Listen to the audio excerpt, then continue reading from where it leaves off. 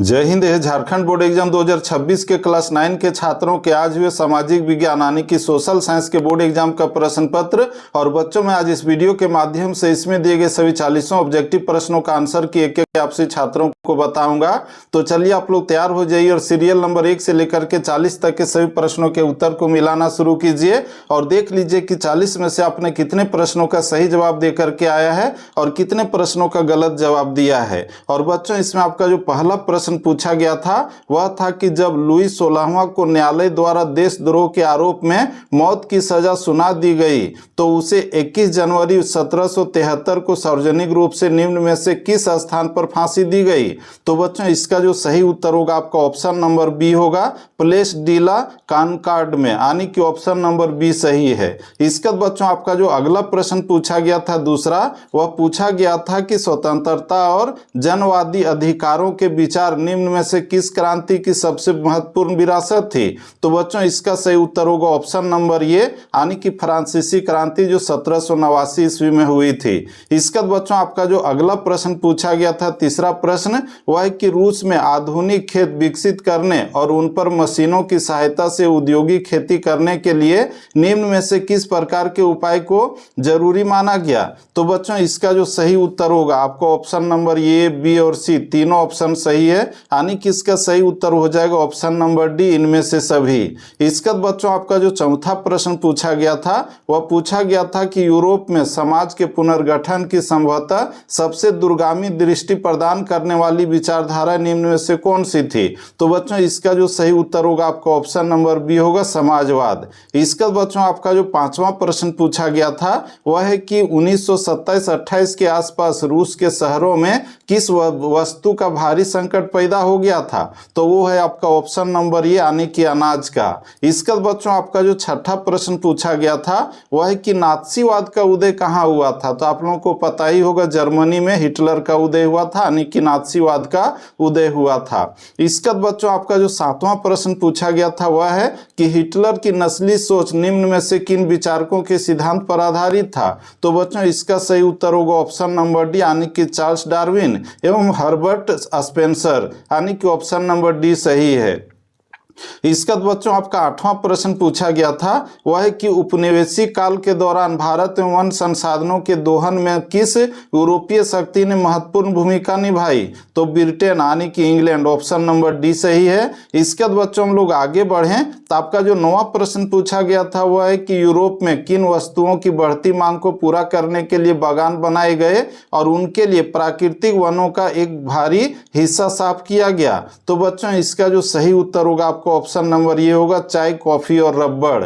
इसका बच्चों हम लोग आगे बढ़ें तो आपका जो 10वां प्रश्न पूछा गया था वह है कि इंडोनेशिया के जावा में निम्न में से किस समुदाय के लोग कुशल लकड़हारे और घुमंतू किसान के रूप में माने जाते हैं। तो है आपका ऑप्शन नंबर सी, कलांग।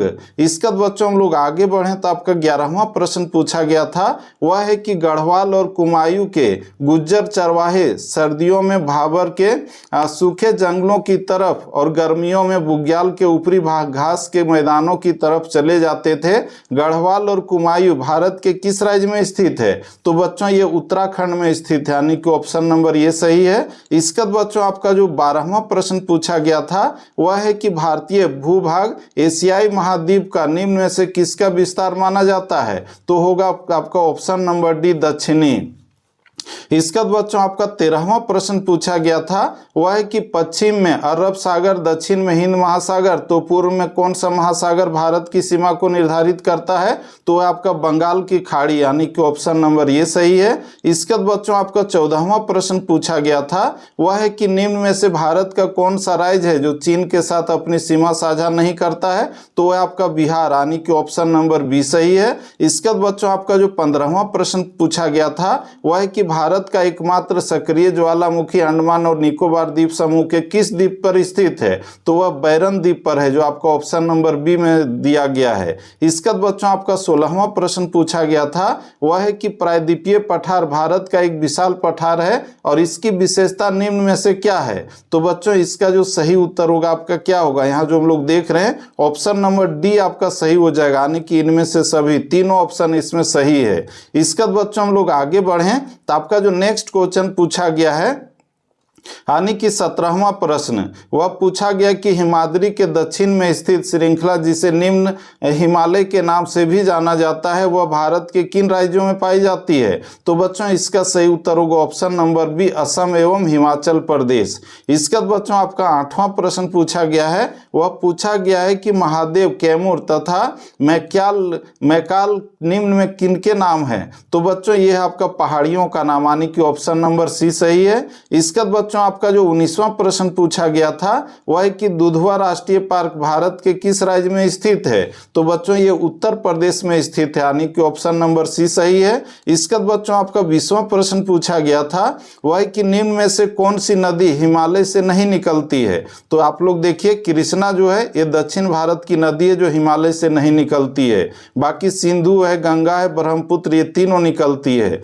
इसका बच्चों आपका 21वां प्रश्न पूछा गया था वह है कि धुआंधार जलप्रपात भारत के किस राज्य और शहर में स्थित है। तो ये धुआंधार जलप्रपात मध्य प्रदेश के जबलपुर में, यानी कि ऑप्शन नंबर ये सही है।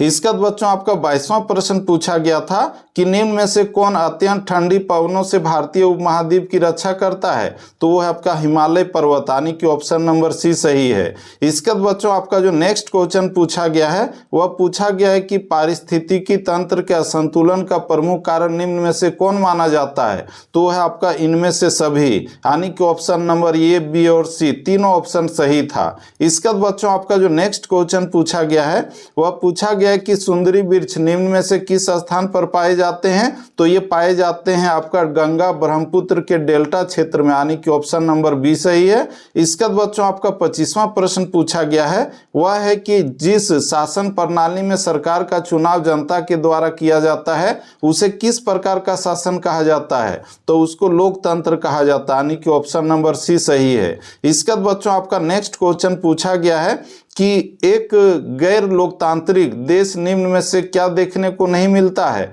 एक गैर लोकतांत्रिक देश में निम्न में से क्या देखने को नहीं मिलता है। तो वो है आपका ऑप्शन नंबर डी सही, यानी कि इनमें से सभी, इसमें जो ए है, बी है और सी है तीनों देखने को नहीं मिलता है। इसके बाद बच्चों आपका 27वां प्रश्न पूछा गया था वह है कि लोकतंत्र निम्न में से किस सिद्धांत पर आधारित होता है। तो वह राजनीतिक समानता पर आधारित होता है, यानी कि ऑप्शन नंबर बी सही है। इसका बच्चों आपका नेक्स्ट क्वेश्चन है वह है कि भारतीय संविधान के निर्माताओं ने संविधान को न बदले जा सकने वाले कानून के रूप में नहीं देखा था, इसीलिए संविधान में समय समय पर बदलावों को शामिल किया जाता रहा है। इन होने वाले बदलावों को क्या कहा जाता है। तो उसको कहा जाता है संविधान संशोधन, जो आपका ऑप्शन नंबर डी में दिया हुआ है। इसका बच्चों हम लोग आगे बढ़ें तो आपका जो नेक्स्ट क्वेश्चन पूछा गया था 29वां प्रश्न वह है कि निम्न में से कौन एक ऐसा व्यक्ति जो भारतीय संविधान सभा के सदस्य नहीं थे पर संविधान सभा के अनेक सदस्य उनके विचारों के अनुयायी थे। तो वह आपका महात्मा गांधी, यानी कि ऑप्शन नंबर ये सही है।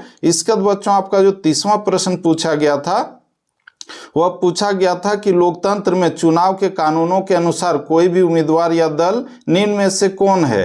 तो बच्चों निम्न में से कौन सा काम नहीं कर सकता है, ये आपका प्रश्न पूछा गया था। तो यहाँ पर जो हम लोग देख रहे हैं आपका ऑप्शन नंबर डी इसमें सही हो जाएगा, यानी कि इसमें हम लोग देखें तो ए, बी और सी ये तीनों काम नहीं कर सकता, यानी कि इसका सही उत्तर होगा ऑप्शन नंबर डी। इसका बच्चों आपका 31वां प्रश्न पूछा गया है वह है कि जब किसी विधानसभा या लोकसभा के एक क्षेत्र में किसी सदस्य की मृत्यु का त्याग पत्र देने से सीट खाली होती है और उस पर दोबारा चुनाव कराए जाते हैं तो इस होने वाले चुनाव को किस नाम से जाना जाता है। तो उसको उपचुनाव कहते हैं, यानी कि ऑप्शन नंबर सी सही है। इसका बच्चों आपका जो 32वां प्रश्न पूछा गया था वह पूछा गया था कि निम्न में से भारत की न्यायपालिका क्या काम करती है।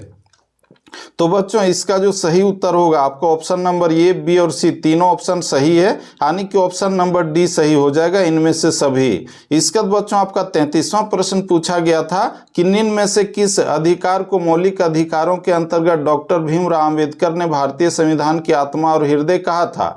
तो बच्चों इसका जो सही उत्तर होगा आपका ऑप्शन नंबर बी में जो हम लोग देख रहे हैं संवैधानिक उपचारों का अधिकार, यानी कि ऑप्शन नंबर बी सही है। इसका बच्चों आपका जो नेक्स्ट क्वेश्चन पूछा गया गया था वह पूछा गया है कि भारतीय अर्थव्यवस्था का सर्वाधिक श्रम अवशोषित करने वाला क्षेत्र निम्न में से किसे माना जाता है। तो वह आपका कृषि, यानी कि कृषि पर भारत में सबसे ज्यादा लोग लगे हुए हैं। इसके बाद बच्चों आपका जो नेक्स्ट क्वेश्चन है वह पूछा गया कि पालमपुर में मंझोले और बड़े किसानों के कितने परिवार निवास करते थे।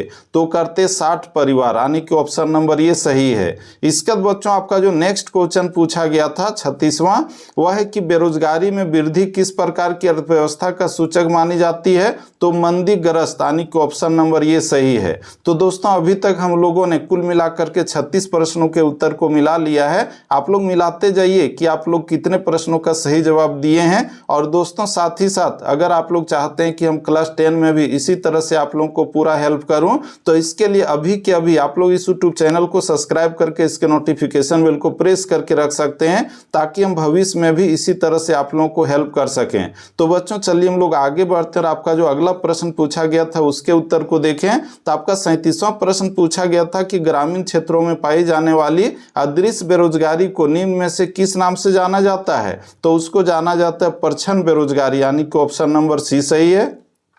इसका बच्चों आपका 38वां प्रश्न पूछा गया था कि निम्न में से कौन भारत के विकास की रणनीति का एक प्रमुख उद्देश्य रहा है। तो वह आपका गरीबी उन्मूलन, यानी कि ऑप्शन नंबर डी सही है। इसका बच्चों आपका जो नेक्स्ट क्वेश्चन पूछा गया वह है कि मानव संसाधन विकास पर सबसे अधिक ध्यान केंद्रित करने वाला राज्य निम्न में से किसे माना जाता है। तो आपका केरल, यानी कि ऑप्शन नंबर डी सही है। इसका बच्चों आपका जो अंतिम प्रश्न पूछा गया था वह है कि स्वतंत्रता के पश्चात भारतीय निर्माताओं ने खाद्यान्नों में आत्मनिर्भरता प्राप्त करने के लिए कृषि के उत्पादन में वृद्धि की एक नई रणनीति बनाई, जो कृषि के उत्पादन के क्षेत्र में देखने को मिली। और उसका नाम निम्नलिखित में क्या था। तो था हरित क्रांति, जो भारत में 60 के दशक में हुआ था।